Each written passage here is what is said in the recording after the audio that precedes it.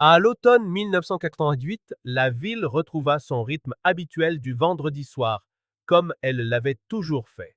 Au moment où le coup de sifflet final retentit sur le terrain de football du lycée, l'air s'était déjà rafraîchi, de ce frisson précoce qui rendait le souffle visible sous les lumières du stade. Les gens s'attardaient en petits groupes, les parents discutaient du score, les adolescents étiraient la nuit un peu plus longtemps avant que le couvre-feu et le silence des maisons ne les rappellent à l'ordre. Parmi eux se trouvaient 4 garçons qui avaient grandi ensemble ici, qui connaissaient si bien les routes et les sentiers qu'ils pensaient rarement à la destination de leurs pas. Daniel Mercer avait 17 ans, grand pour son âge, et portait déjà l'assurance tranquille de quelqu'un que les gens suivaient naturellement. Il faisait du sport, réussissait assez bien à l'école et avait l'habitude de veiller sur les plus jeunes sans jamais le dire. Brian Holloway, 16 ans, était plus prompt à rire, plus agité, toujours avec une longueur d'avance dans la conversation, le genre de garçon qui comblait le silence sans effort. Lucas Reed, 17 ans lui aussi, était plus calme, observateur, quelqu'un qui remarquait les détails que les autres manquaient, marchant souvent juste derrière le groupe, écoutant plus qu'il ne parlait. Et Kevin Doyle, 15 ans, le plus jeune, s'efforçait de suivre le rythme, soucieux de ne pas être laissé pour compte, fier de faire partie d'un groupe de garçons d'un an ou deux plus âgés que lui.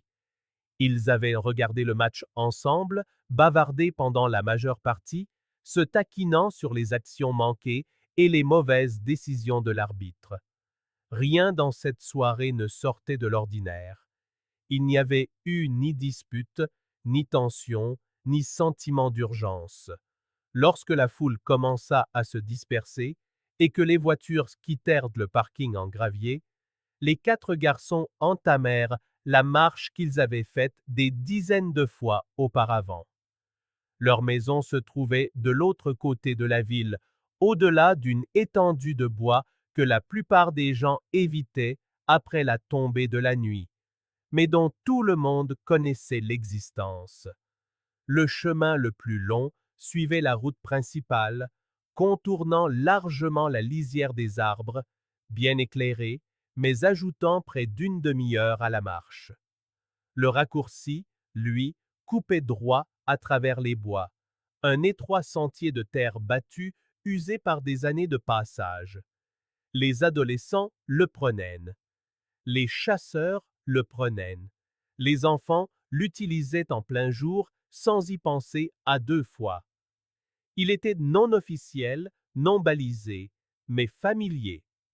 Et par une nuit comme celle-ci, où l'air était clair et la lune assez brillante pour percer les nuages, il ne semblait pas dangereux. Des témoins se souviendraient plus tard avoir vu les garçons près du terrain juste après 21h30. Un employé du stand de concession se rappela Daniel, faisant signe à quelqu'un de l'autre côté du parking. Un camarade de classe se souvint du rire bruyant de Brian, sa voix portant plus loin qu'il ne le réalisait. Une autre personne remarqua la veste de Kevin, un peu trop grande pour lui, les manches dépassant ses poignets. Ces détails semblaient ordinaires à l'époque, voire insignifiants, jusqu'à ce qu'ils deviennent les derniers points fixes d'une histoire qui s'étendrait sur des décennies. Les garçons parlaient en marchant, leurs voix se superposant, leurs chaussures crissant sur le gravier. Brian plaisantait sur l'idée de sauter complètement les devoirs. Lucas écoutait, désignant parfois des points de repère familiers alors qu'il s'éloignait du terrain. Kevin restait proche, les mains dans les poches, hochant la tête, content d'être simplement là. Le temps était clément, presque trompeur. Il n'avait pas plu depuis des jours. Le sol était sec, l'air vif, mais pas assez froid pour être inquiétant. Une fine couche de nuages dérivait devant la lune, assombrissant et éclaircissant la nuit par cycles lents. Il n'y avait pas de brouillard, pas de vent assez fort pour faire grincer les arbres. Les bois semblaient comme à leur habitude, sombres mais pas menaçants, calmes mais pas silencieux. Quand ils atteignirent la lisière des arbres, le raccourci s'ouvrit devant eux comme une invitation familière. Le sentier de terre se rétrécissait rapidement, encadré par des sous-bois denses et de grands arbres dont les branches se rejoignaient au-dessus de leur tête. De l'extérieur, cela ne ressemblait pas à grand-chose, juste une ouverture entre les troncs, un espace plus sombre au-delà des lumières de la ville. Personne n'hésita. Daniel entra le premier, ajustant la sangle de son sac à dos. Brian suivit, au milieu d'une phrase. Lucas vint ensuite, jetant un bref regard en arrière vers le terrain, puis de nouveau vers l'avant. Kevin fermait la marche, ses chaussures raclant le sol, alors que les bruits de la ville s'estompaient derrière eux. À l'intérieur des bois, la température chuta légèrement, l'air devint plus dense, humide de l'odeur des feuilles et de la terre.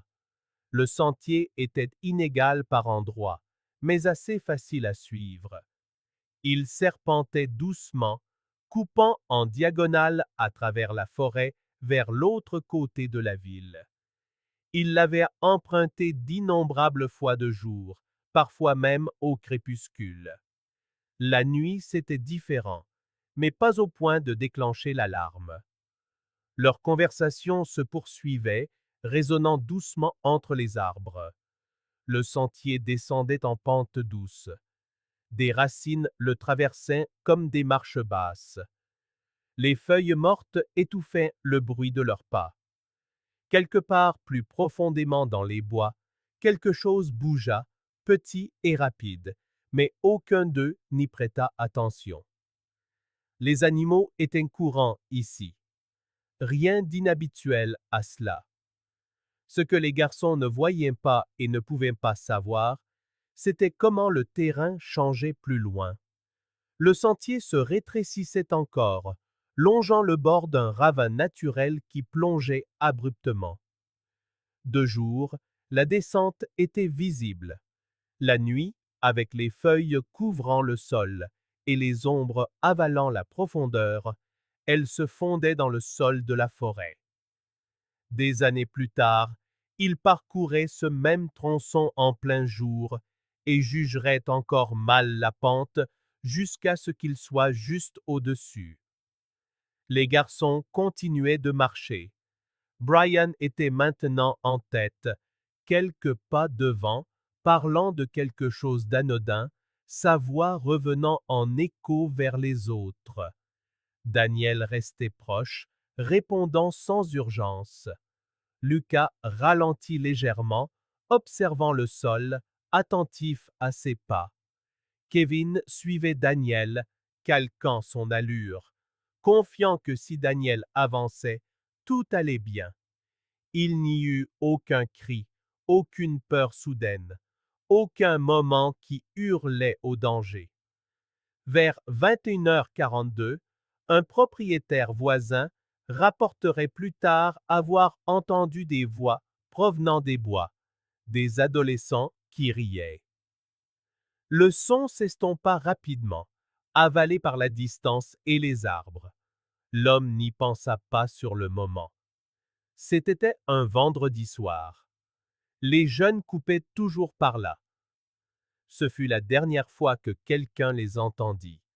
Les bois se refermèrent tranquillement alors que le sentier les emmenait plus profondément, loin des lampadaires et des maisons, loin de la sécurité ordinaire d'être vus.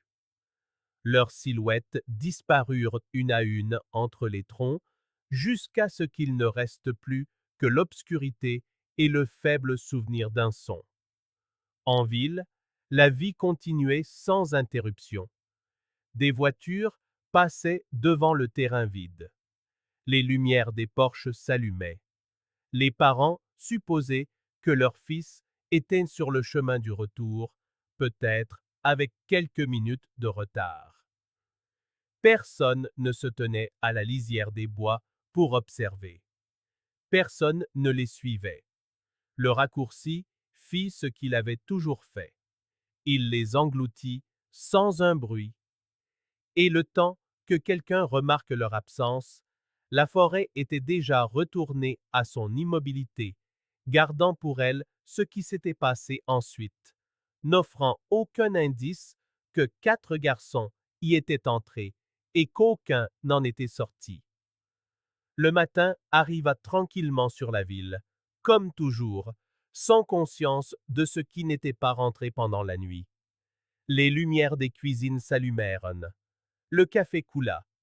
Les parents jetèrent un œil aux horloges, s'attendant à entendre des portes s'ouvrir, des pas dans les couloirs, les bruits familiers de garçons se préparant pour l'école ou criant qu'ils étaient en retard. Dans 4 maisons, ces sons ne vinrent jamais. Au début, ce fut plus de la confusion que de la peur. Les parents de Daniel Mercer supposèrent qu'il avait passé la nuit chez un ami, chose qu'il avait déjà faite sans toujours penser à appeler. La mère de Brian Holloway vérifia sa chambre 2 fois, pensant qu'il était peut-être rentré tard et s'était endormi dans un endroit inhabituel. Le père de Lucas Reed sortit, scrutant la rue comme si son fils pouvait apparaître à tout moment, sac à dos sur l'épaule. Les parents de Kevin Doyle attendirent le plus longtemps, se convainquant que leur plus jeune avait pu suivre les autres quelque part d'inattendu, faisant confiance aux aînés pour le ramener à la maison. Mais alors que les minutes se transformaient en heures, l'inquiétude remplaça la patience.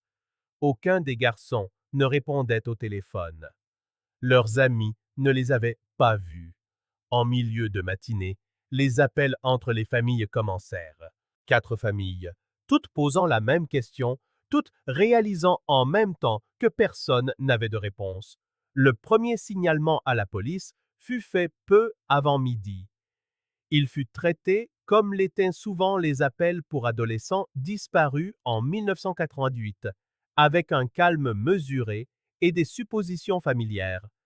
Les officiers notèrent que 4 garçons étaient ensemble la veille, qu'il n'y avait aucun signe de lutte, aucun antécédent de problème sérieux. La conviction initiale était simple. Les adolescents sortent parfois. Parfois, ils dorment chez quelqu'un d'autre. Parfois, ils ont besoin d'espace.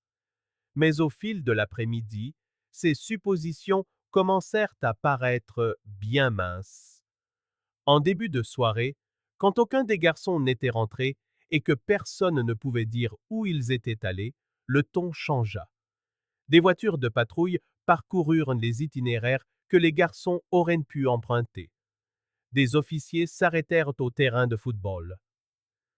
Quelqu'un mentionna le raccourci à travers les bois.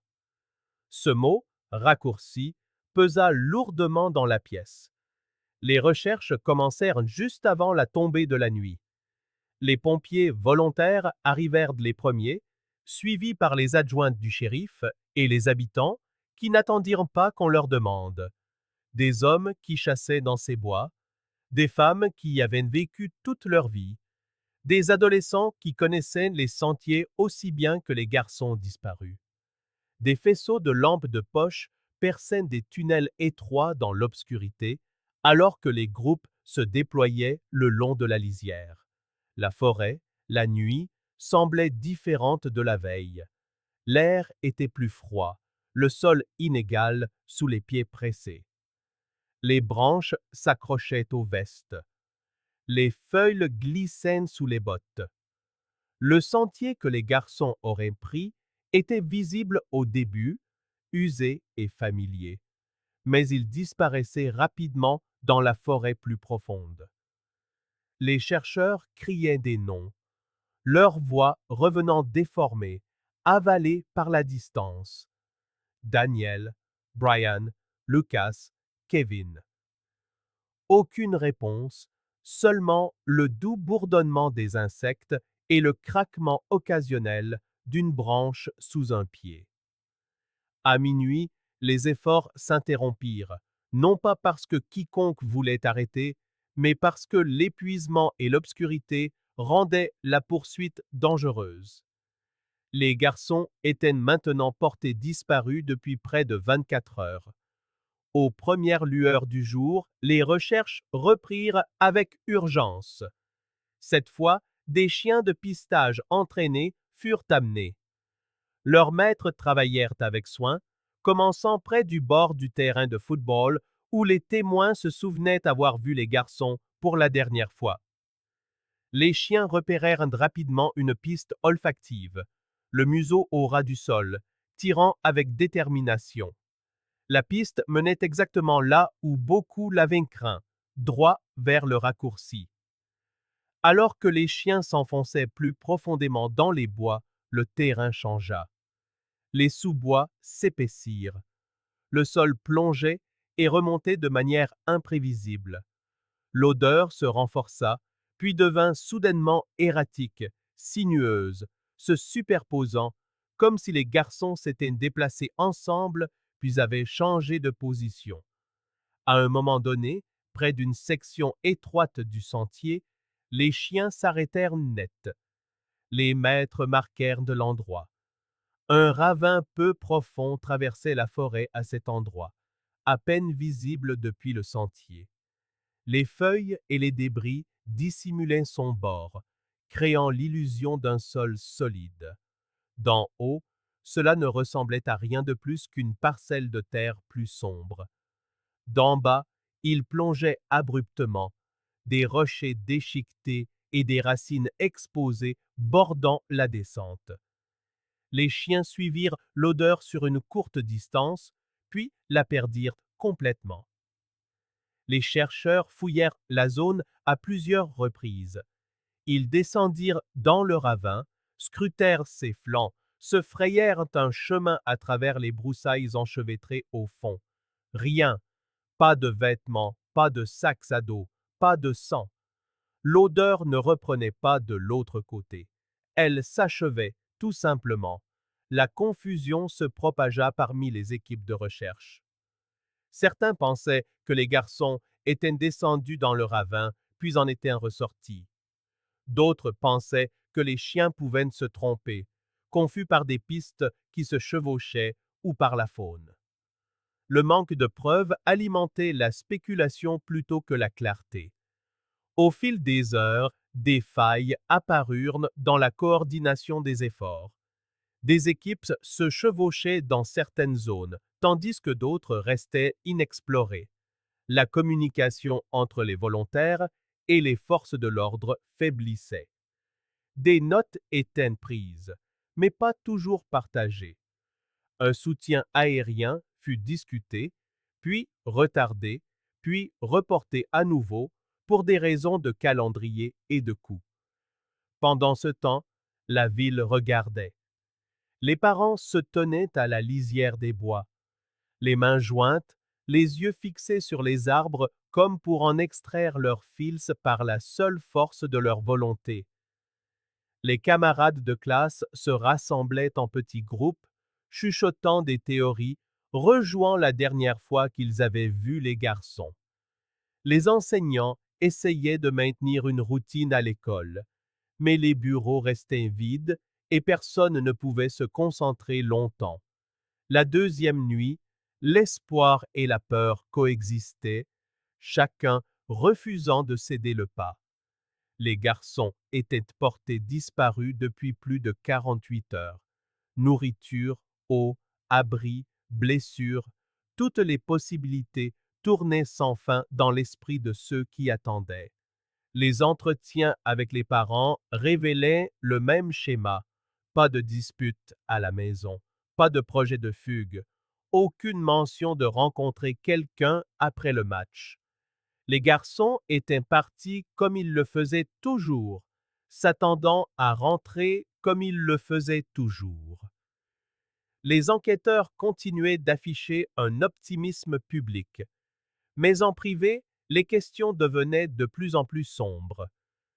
La disparition de 4 garçons ensemble réduisait la probabilité d'une coïncidence, mais sans preuve de violence, sans scène de crime, il n'y avait rien de solide à poursuivre. Le troisième jour, les recherches s'étendirent vers l'extérieur, loin des bois et sur les routes et propriétés environnantes. Des avis de recherche furent distribués. On demanda aux chasseurs de vérifier leurs terres. Les villes voisines furent prévenues. Toujours rien. Le ravin fut fouillé à nouveau, plus minutieusement cette fois. Les équipes descendirent sur toute sa longueur, sondant sous les feuilles, vérifiant les crevasses, éclairant des ombres qui semblaient s'approfondir plutôt que de reculer. Une fois de plus, ils ne trouvèrent rien.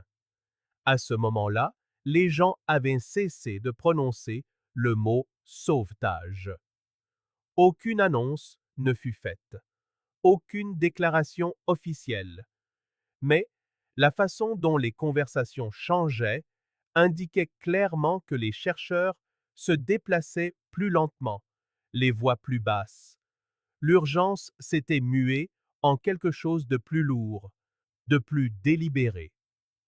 Les parents le sentirent immédiatement. Ils perçurent le changement non pas dans les mots, mais dans les regards échangés entre les officiers, dans la formulation prudente des mises à jour, dans les pauses qui précédaient les réponses. L'espoir qui les avait portés les 2 premières nuits commença à s'amenuiser, remplacé par une terreur silencieuse que personne ne voulait nommer. Le 4e matin, alors que le soleil se levait sur les mêmes bois qui n'avaient offert aucune réponse, la réalité s'imposa. Quoi qu'il soit arrivé à Daniel Mercer, Brian Holloway, Lucas Reed et Kevin Doyle, cela n'avait laissé aucune trace évidente, ni sur le sentier, ni dans le ravin, ni nulle part où les chercheurs pouvaient atteindre. La forêt se tenait là, inchangée, indifférente, gardant son silence avec force, et alors que les efforts de recherche commençaient à diminuer, ne laissant derrière eux que des arbres marqués et des feuilles piétinées, une vérité troublante demeurait. Si les garçons étaient encore là, ils n'appelaient plus, et si quelque chose d'autre s'était produit, la preuve était enfouie quelque part, plus profondément que quiconque n'avait encore cherché.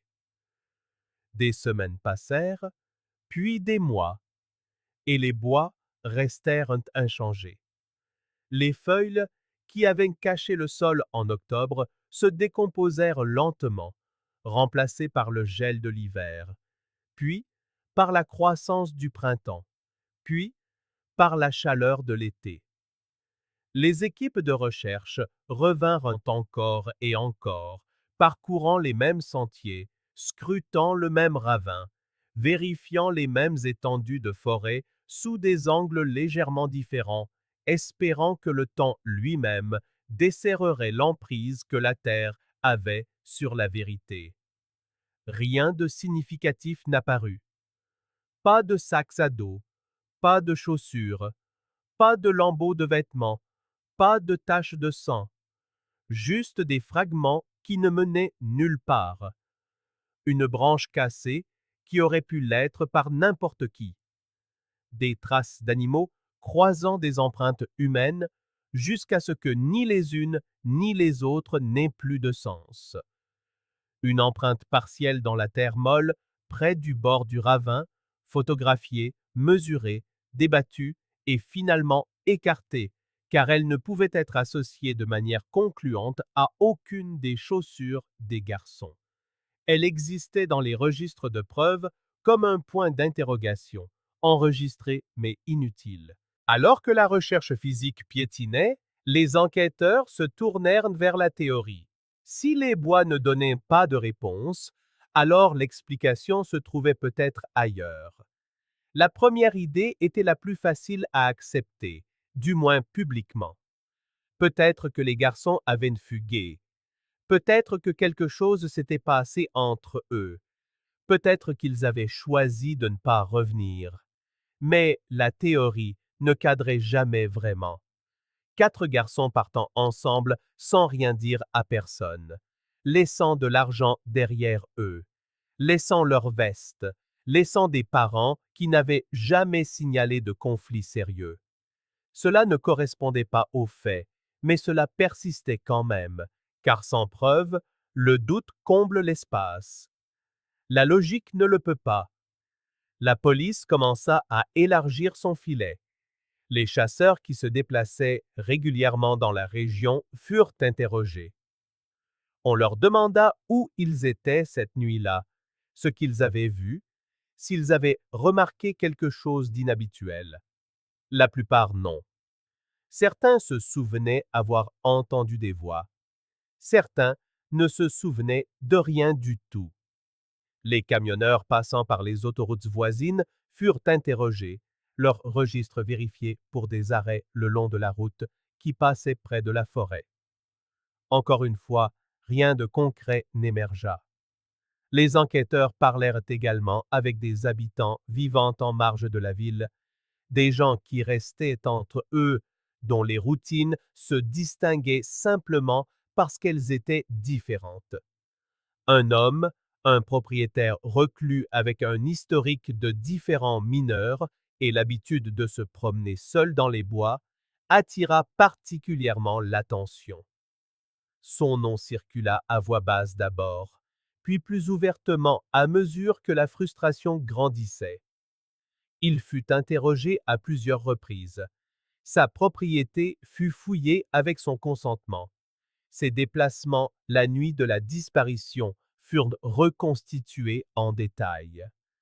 Au final, il n'y avait aucun lien, aucun témoin le plaçant avec les garçons, aucune preuve matérielle le reliant au bois cette nuit-là. Son alibi, bien que banal, tenait. Les soupçons s'estompèrent, ne laissant derrière eux que du ressentiment et une autre impasse. Ce contre quoi les enquêteurs luttaient, bien que peu le disent ouvertement, c'étaient les limites de l'époque. L'année était 1988. Le profilage ADN en était à ses balbutiements et n'était pas disponible pour la plupart des services de police ruraux. Il n'y avait aucun moyen d'analyser des fibres microscopiques avec la précision qui existerait des décennies plus tard. Le radar à pénétration de sol n'était pas accessible. Les chiens détecteurs de cadavres n'avaient déjà donné aucun résultat. La recherche reposait presque entièrement sur les yeux et l'intuition humaine. Chaque centimètre de la forêt qui pouvait raisonnablement être fouillé avait été parcouru. Tout ce qui était plus profond, plus escarpé ou plus instable était jugé trop dangereux ou improbable. Finalement, ces décisions devinrent permanentes. Alors que les semaines se transformaient en mois, la ville commença à changer. Au début, il y avait eu l'unité. Tout le monde connaissait quelqu'un qui connaissait l'un des garçons. Les gens apportaient de la nourriture aux familles. Ils se présentaient pour les recherches, ils offraient des trajets, des prières, de la compagnie. Mais le temps érode même la plus forte des résolutions collectives. Les rumeurs s'insinuèrent doucement. Quelqu'un dit avoir entendu des cris cette nuit-là. Quelqu'un d'autre affirma avoir vu des phares près des bois. Les histoires se contredisaient, se chevauchaient, puis s'effondraient sous l'examen. Chaque nouvelle version rouvrait les blessures, ravivait l'espoir, puis l'éteignait à nouveau. Les familles ressentaient la tension différemment.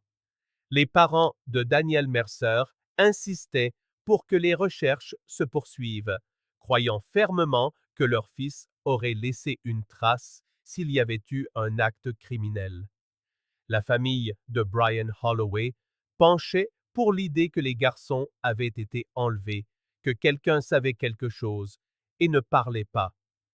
Les parents de Lucas Reed s'accrochaient à la possibilité qu'il ait survécu plus longtemps que les autres, qu'il puisse encore être quelque part blessé et perdu. Les parents de Kevin Doyle luttaient plus avec la culpabilité qu'avec la théorie, hantés par la pensée que leur plus jeune n'avait peut-être pas pu suivre, qu'il avait peut-être fait confiance au mauvais moment. Publiquement, ils essayaient de rester unis. En privé, des désaccords apparurent. Les entretiens devinrent tendus. Les mots étaient choisis avec soin, puis plus du tout. Le deuil ne suit pas un scénario commun, et avec le temps, les différences devinrent plus difficiles à cacher. Au premier anniversaire de la disparition, des commémorations eurent lieu. Des bougies furent allumées, des noms furent prononcés. Mais il n'y avait pas de corps à enterrer, pas de tombes à visiter, juste des photographies et des espaces vides. Les enseignants parlaient des garçons au passé, puis se corrigeaient en pleine phrase. Les amis obtinrent leur diplôme, déménagèrent, essayèrent de porter l'histoire sans la laisser les définir. Les enquêteurs continuèrent de réexaminer l'affaire périodiquement, mais chaque examen se terminait de la même manière. Pas de nouvelles preuves, pas de nouvelles pistes. Le dossier s'épaississait, mais ne s'éclaircissait pas. Les pages documentaient des entretiens qui ne menaient nulle part, des tuyaux qui faisaient long feu, des signalements qui ne pouvaient être vérifiés. En 1981, l'affaire fut officiellement classée comme non élucidée. Ce statut ne fut pas annoncé officiellement. Il est arrivé discrètement, par une réduction des effectifs, des mises à jour plus rares et des examens de plus en plus espacés. Le dossier fut rangé dans une boîte, étiqueté, et placé parmi d'autres dossiers similaires, non résolus, en attente. Pendant ce temps, les bois continuaient d'exister, comme ils l'avaient toujours fait. Fréquentés par des randonneurs, des chasseurs et des adolescents qui ne savaient jamais exactement ce qui s'y était passé, seulement que quelque chose avait eu lieu un jour. Pour les familles, classé ne signifiait pas terminé. Cela signifiait suspendu. La vie avançait autour de l'absence, jamais à travers elle. Les fêtes se passaient avec une chaise vide. Les anniversaires arrivaient sans appel téléphonique. Le temps se mesurait à l'aune de ce qui aurait dû se produire, mais qui n'arrivait jamais. Il n'y eut pas de moment final de deuil, pas de dernier chapitre. Juste une question lancinante qui les suivait partout. Que s'est-il passé après que les garçons sont entrés dans les bois? Sont-ils restés ensemble? Ont-ils appelé à l'aide? Quelqu'un les a-t-il entendus? L'absence de réponse devint une présence à part entière, façonnant les conversations, les décisions et les souvenirs. Pour certains habitants de la ville, il était plus simple de cesser d'en parler, de traiter l'affaire comme une vieille histoire sans fin. Mais pour ceux qui en étaient les plus proches, le silence était plus assourdissant que n'importe quelle rumeur. Les années passèrent. La forêt s'épaissit. Les sentiers se modifièrent subtilement avec l'érosion et la repousse. De nouvelles générations marchaient près du ravin sans savoir pourquoi les anciens résidents l'évitaient. Et sous tout cela, sous les suppositions et les théories avortées, la vérité demeurait exactement là où elle se trouvait depuis la nuit où 4 garçons n'étaient jamais rentrés chez eux, attendant que quelque chose change. Le temps accomplit ce que les enquêteurs n'avaient pu faire. Lentement, sans intention, les bois changèrent. Après la disparition, la forêt était restée largement intacte pendant des années, protégée davantage par la négligence que par une réelle politique de conservation. Mais au fil des décennies, des besoins pratiques se firent sentir. Des contrats d'exploitation forestière furent approuvés. L'abattage sélectif commença le long des lisières extérieures, prudent au début, puis avec plus d'assurance à mesure que le terrain était réévalué et jugé stable. Les engins lourds ne s'approchèrent jamais du ravin lui-même, mais le sol avoisinant fut perturbé, des racines déchaussées, et le drainage naturel du flanc de la colline fut modifié de manière subtile sans que personne ne le documente précisément. L'érosion suivit. L'eau de pluie creusa de nouveaux chenaux là où il n'y en avait jamais eu. La pente se déplaça insensiblement, saison après saison, centimètre par centimètre. Les feuilles, la terre et les débris qui s'étaient autrefois déposés sans être dérangés commencèrent à bouger. Ce qui avait été enterré resta caché pendant des années encore, mais le sol ne le retenait plus avec la même fermeté qu'autrefois. À la fin de l'été 2014, un ouvrier saisonnier chargé de dégager les branches tombées près de l'ancien sentier remarqua quelque chose d'incongru. Au premier abord, cela ne ressemblait à rien de plus qu'une bande de tissu délavé accrochée à des racines mises à nu au bord du ravin. L'exploitation forestière avait enlevé plusieurs arbres en amont quelques semaines plus tôt, et les pluies récentes avaient emporté une nouvelle couche de terre. Les racines s'étendaient désormais comme des doigts, et quelque chose de bleu-gris pendait parmi elles. L'ouvrier n'y toucha pas. Il le fixa plus longtemps que nécessaire, dérangé par l'aspect si peu naturel de cet objet contre la terre et l'écorce. Du tissu n'avait rien à faire là, pas si profondément, pas avec cet air si ancien. Il le signala à son superviseur, qui hésita. On trouvait tout le temps des détritus dans les bois, de vieilles vestes, des bâches, des vêtements abandonnés. Pourtant, l'endroit avait son importance. Le ravin, celui-là même dont les gens du coin parlaient encore à voix basse, même s'ils ne prononçaient plus les noms des garçons. Les autorités furent prévenues plus tard dans l'après-midi. La réponse fut prudente, presque mesurée. L'appel fut transmis à un adjoint local qui ne se souvenait de l'affaire que vaguement, plus comme une légende urbaine qu'une enquête active. Néanmoins, le protocole exigeait la prudence. La zone fut sécurisée. Le tissu fut photographié avant que quiconque y touche. Les racines furent stabilisées pour éviter tout nouvel effondrement. Lorsque l'objet fut enfin retiré, il se détacha lentement, retenant la terre compactée par les décennies. Ce qu'on en sortit fut un blouson de type universitaire, déchiré le long de la couture de l'épaule, raidi par le temps et les éléments. Les couleurs étaient passées, mais encore visibles. Un écusson avec une lettre sur le devant, des coutures délavées à l'intérieur du col. Le blouson fut mis sous scellé, étiqueté et envoyé pour examen. Au début, le scepticisme dominait. Trop de temps avait passé, trop de faux espoirs avaient surgi et s'étaient effondrés au fil des ans. Les enquêteurs abordèrent l'objet comme une chose fragile, non pas physiquement, mais émotionnellement. Personne ne voulait passer des appels qui ne pourraient être annulés. L'examen initial se concentra sur son état. Le tissu montrait une usure importante, compatible avec un long enfouissement. La déchirure le long de l'épaule était irrégulière, pas nette, suggérant une force plutôt qu'une coupure.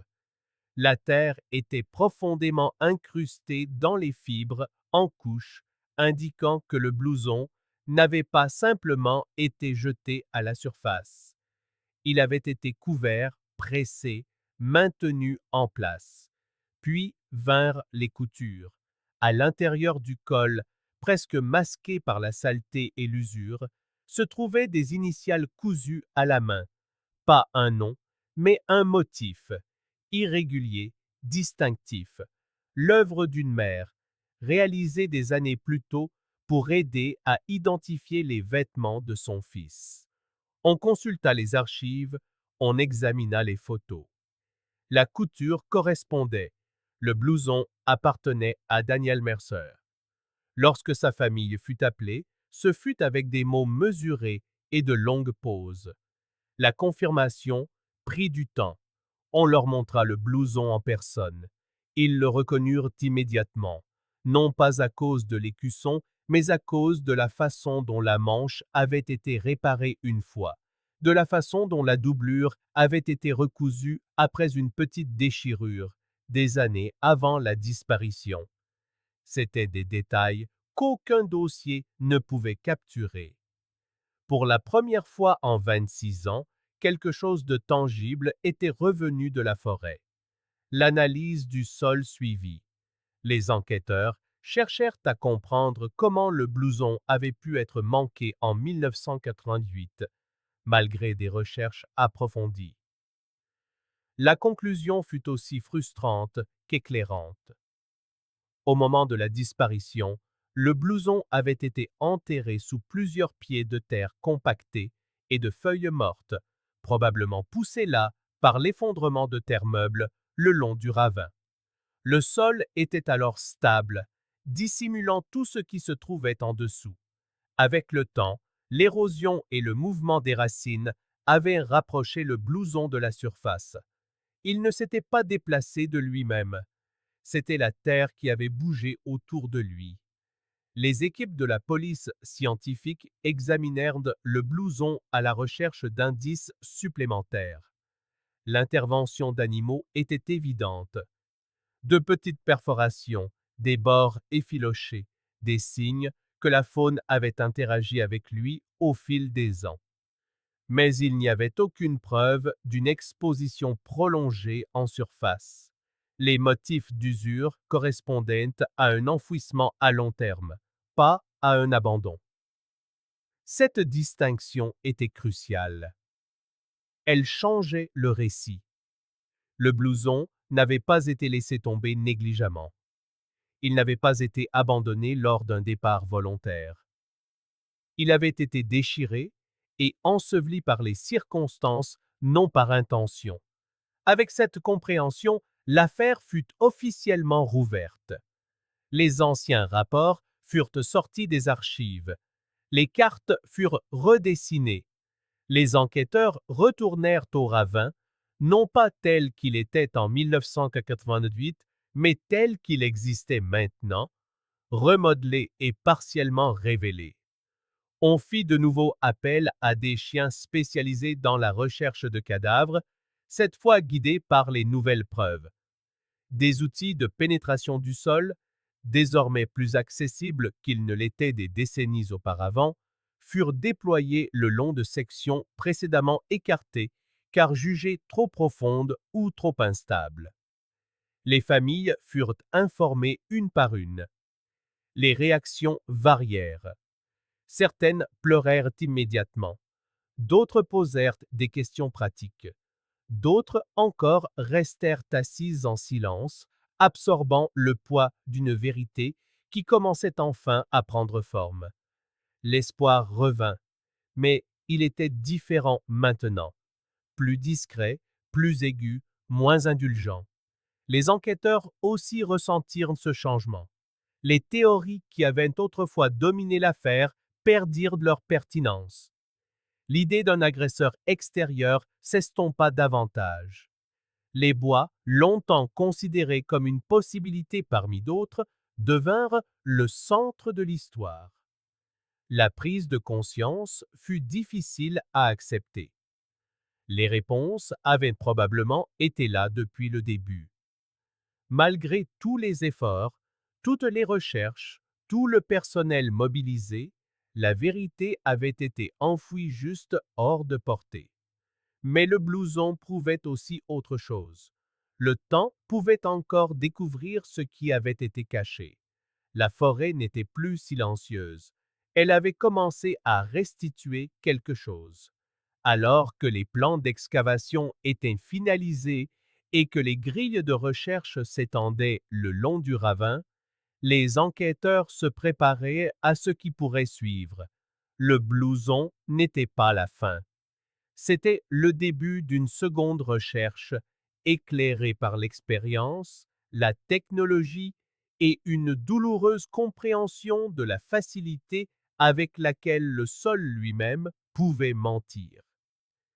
Et tandis que les équipes retournaient dans les bois avec un nouvel objectif, une pensée persistait parmi eux, tacite mais lourde.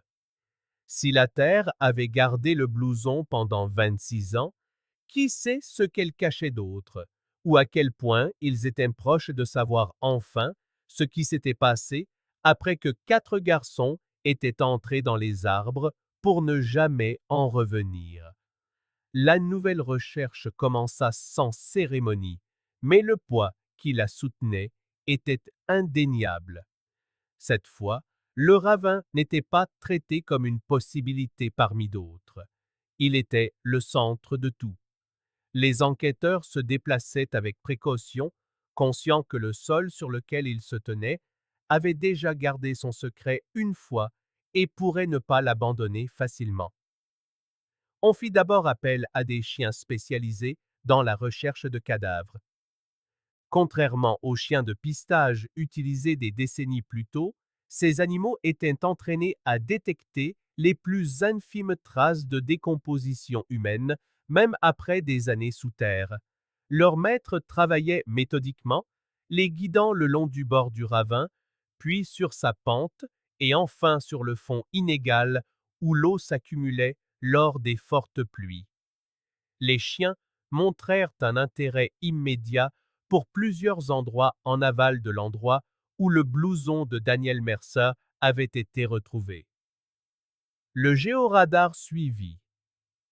La technologie était imparfaite, surtout en terrain rocheux, mais elle offrait quelque chose que les enquêteurs n'avaient jamais eu auparavant, un moyen de voir sous la surface sans la perturber. Des anomalies subtiles apparuront sur les scans, des vides irréguliers, des couches de sol perturbées, incompatibles avec une formation naturelle, assez pour justifier une excavation. Les équipes de cartographie scientifique marquèrent chaque étape. Le ravin fut mesuré, photographié et divisé en grilles. Chaque découverte, aussi petite soit-elle, était enregistrée avec précision.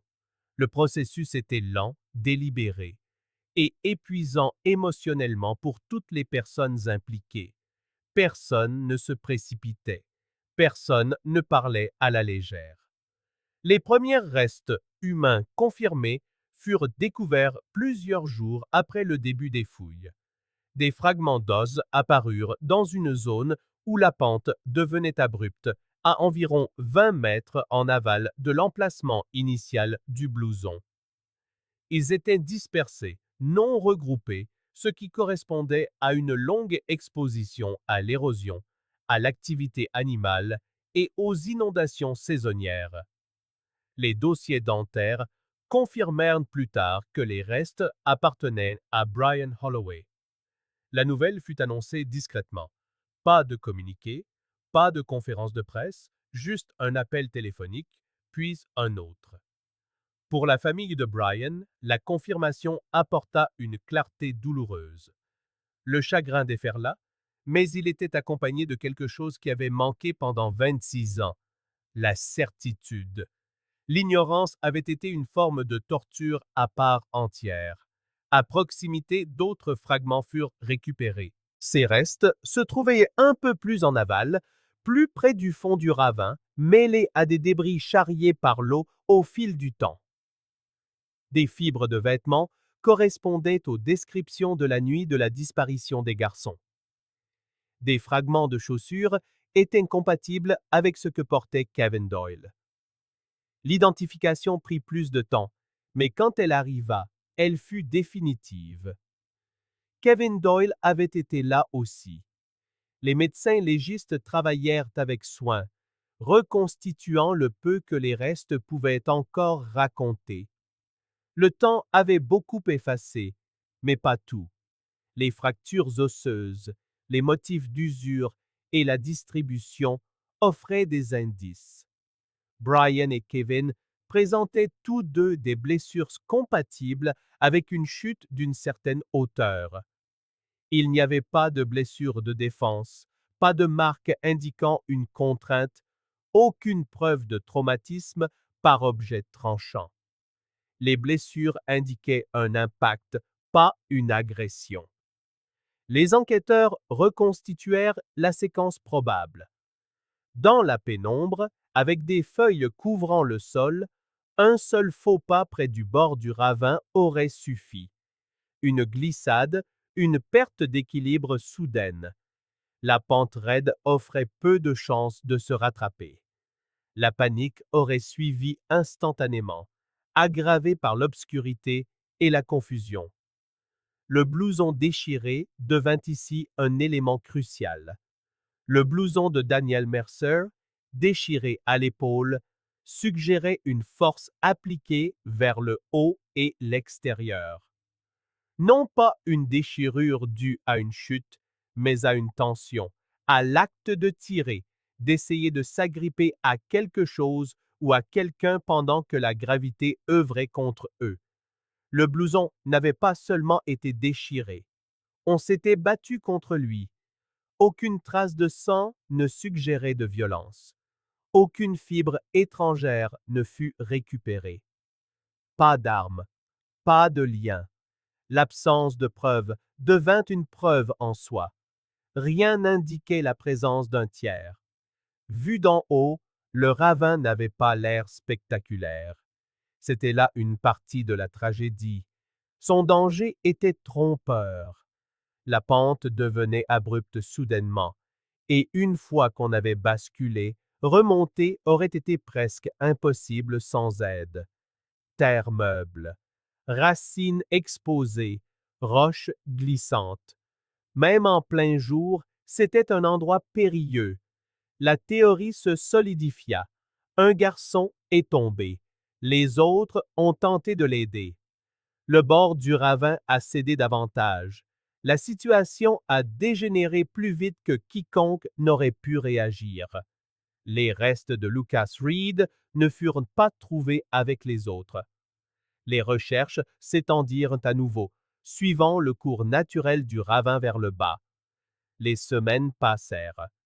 Puis, plus loin le long du fond du ravin, partiellement dissimulé sous les sédiments et la végétation, d'autres restes furent découverts. Ceux-ci étaient plus dispersés, suggérant un mouvement après l'incident initial. Les dossiers dentaires confirmèrent ce que les enquêteurs soupçonnaient déjà. Les restes appartenaient à Lucas Reed. L'emplacement était important. Lucas fut trouvé plus loin du site de la chute initiale que Brian et Kevin.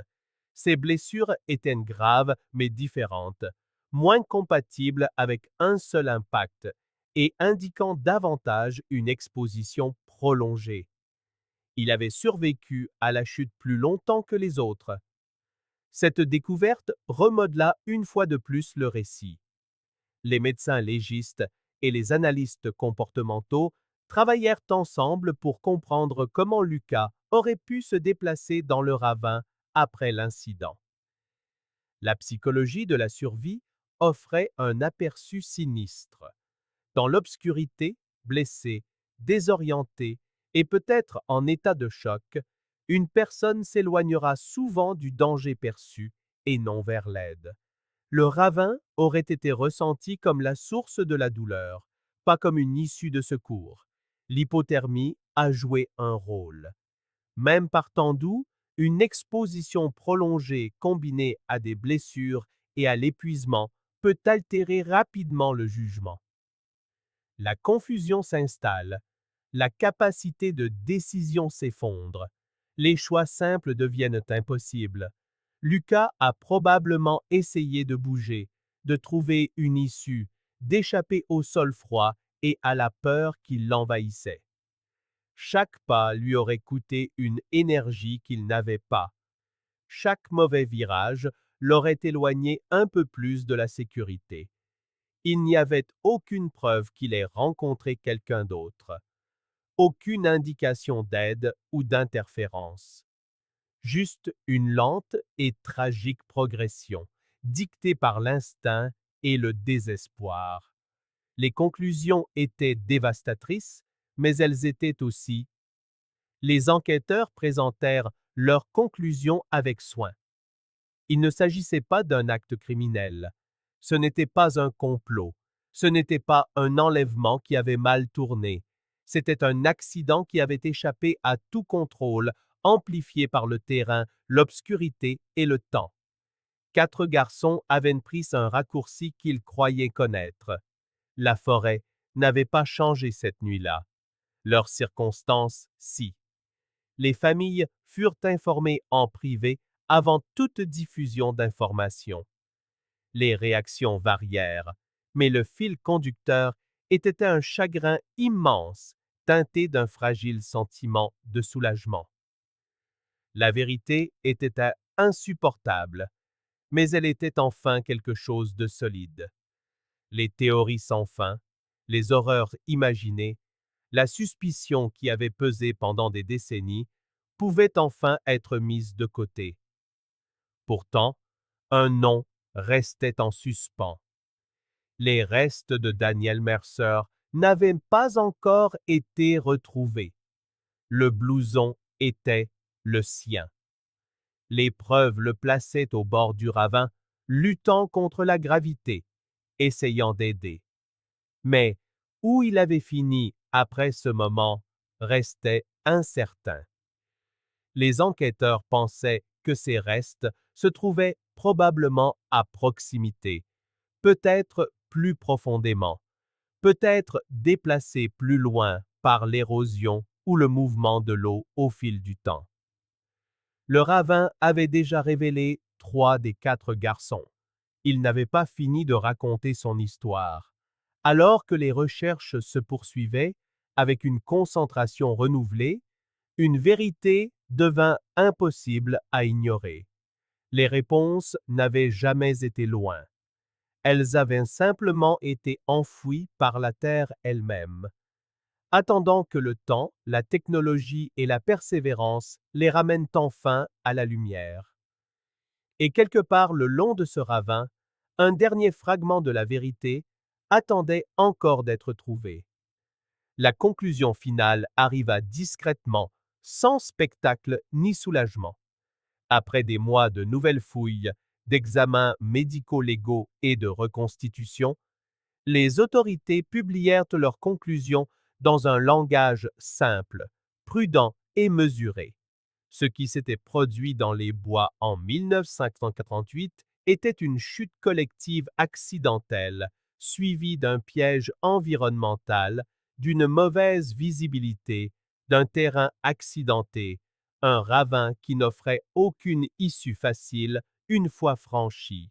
La découverte tardive garantit que ce qui aurait pu être surmontable de jour devint fatal dans l'obscurité. Il n'y avait pas de suspect, pas d'accusation criminelle, pas d'agresseur caché qui se serait évanoui dans la nature. Les preuves ne soutenaient pas ces récits, aussi profondément qu'ils se soient enracinés au fil des ans. Chaque découverte pointait dans la même direction. Les bois n'étaient pas une scène de crime au sens traditionnel. Ils étaient le décor où une série de petites décisions ordinaires avait rencontré des conditions impitoyables. Les restes de Daniel Mercer furent localisés en dernier. Ils furent trouvés plus loin, le long du ravin, plus loin que les enquêteurs ne l'avaient initialement prévu, ce qui correspondait à un déplacement causé par les crues saisonnières et des décennies d'érosion. Ce qui restait était minime, fragmenté par le temps et les éléments, mais suffisant pour confirmer l'identité grâce au dossier dentaire et à des effets personnels. La confirmation combla la dernière lacune dans la chronologie. Les 4 garçons étaient enfin retrouvés. Lorsque les familles furent informées, les réactions portèrent un poids que les mots peinaient à contenir. Il y avait le deuil, brut et immédiat, même après tant d'années. Il y avait la colère, parfois dirigée vers l'intérieur, parfois vers l'extérieur, parfois contre personne. Et sous tout cela, il y avait quelque chose de plus calme, le sentiment que l'attente, au moins, était terminée. Les restes qui purent être récupérés furent rendus à leur famille. Des funérailles furent organisées, non pas comme des enquêtes, mais comme des adieux. Des pierres tombales furent gravées avec des dates qui avaient autrefois semblé inachevées. Les services commémoratifs prononcèrent des noms qui avaient flotté dans l'incertitude pendant des décennies. Pour la première fois, les parents se tenaient devant des tombes et non plus devant des questions. Les enquêteurs retournèrent une dernière fois dans les bois, non pas pour chercher, mais pour documenter. Le ravin était maintenant entièrement cartographié, sa pente trompeuse mesurée et balisée. Le sentier fut dévié. Des panneaux d'avertissement furent installés, ni dramatiques ni accusateurs, juste factuels. Le raccourci existait toujours, mais il ne prétendait plus être inoffensif. Les habitants qui passaient par là sentaient le changement.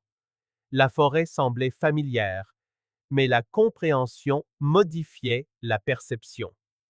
Ce qui paraissait autrefois ordinaire portait désormais un contexte. Le danger avait toujours été là. Il ne s'était simplement jamais annoncé. Dans les entretiens menés après la clôture officielle de l'affaire, les parents parlaient différemment des premières années. Le temps avait remodelé leur chagrin, mais ne l'avait pas effacé. Les parents de Daniel parlaient de son leadership, de la façon dont leur fils avait toujours été celui qui aidait les autres, même lorsque cela le mettait en danger. La famille de Brian se souvenait de son rire, de la façon dont il remplissait une pièce sans effort. Les parents de Lucas parlaient de sa nature calme, de son habitude d'observer avant d'agir, et de la douleur d'imaginer qu'il avait été seul à la fin. Les parents de Kevin luttaient surtout avec son jeune âge, avec la conscience qu'il avait suivi les garçons plus âgés parce qu'il leur faisait confiance, parce qu'il se croyait en sécurité avec eux. Il y avait des « et si » qui ne trouveraient jamais de repos. Et s'ils avaient pris le long chemin pour rentrer? Et si quelqu'un avait attendu à l'orée des bois? Et si les recherches avaient été plus approfondies plus tôt? Et si quelqu'un avait glissé et s'était arrêté juste avant le bord? Ces questions n'avaient pas de réponse réconfortante, seulement une reconnaissance. Le blouson déchiré devint un symbole, bien que personne ne l'ait voulu. Il fut conservé avec soin, catalogué et finalement rendu à la famille de Daniel. Il représentait le moment où la vérité avait fait surface, mais aussi le moment où elle avait failli ne jamais apparaître. Pendant des années, il était resté enfoui, juste hors de portée, retenu par la terre elle-même, invisible malgré les efforts et l'intention. Cette prise de conscience marqua les enquêteurs, la compréhension que l'affaire n'avait jamais été insoluble. Elle était simplement cachée. Cette distinction était importante. Elle remodela la manière dont les futures recherches seraient menées, comment le terrain serait évalué, comment les hypothèses seraient remises en question. Aucun méchant ne fut révélé à la fin, pas de confession dramatique, pas de rebondissement final qui redéfinirait l'histoire. La résolution fut plus discrète que cela, ancrée dans les preuves et la probabilité. 4 garçons prirent un raccourci familier. Les conditions changèrent juste assez. Un faux pas en entraîna un autre. La gravité fit le reste. La ville absorba la vérité lentement. Certains se sentirent soulagés, d'autres mal à l'aise. Le mystère était devenu une partie de l'identité locale, une histoire racontée et redite sans fin. Le dénouement, même lorsqu'on l'obtient enfin, peut être ressenti comme une nouvelle perte. Aujourd'hui, les bois sont toujours là. De nouveaux arbres ont poussé là où d'autres étaient tombés. Le ravin demeure, cartographié et balisé, mais sa nature profonde reste inchangée. Les gens se promènent toujours dans les parages. Certains évitent soigneusement le lieu. D'autres s'y arrêtent, sans trop savoir pourquoi. L'histoire ne s'achève ni sur un blâme, ni sur la certitude qu'on aurait pu l'éviter. Elle s'achève sur une prise de conscience, celle que des décisions ordinaires peuvent avoir des conséquences irréversibles, et que les paysages ne se plient pas aux attentes humaines. Le raccourci ne fut pas le seul coupable. L'obscurité joua son rôle, le temps également. Mais une fois que les garçons s'enfoncèrent dans les arbres cette nuit-là, le sentier auquel ils s'étaient fiés ne leur offrit aucun pardon. Il aura fallu 26 ans pour que la Terre livre son secret. Et lorsqu'elle l'a enfin fait, elle n'a révélé rien de surnaturel ni de sinistre. Seulement 4 vies, bouleversées par un instant, et une forêt qui ne les a jamais laissés repartir.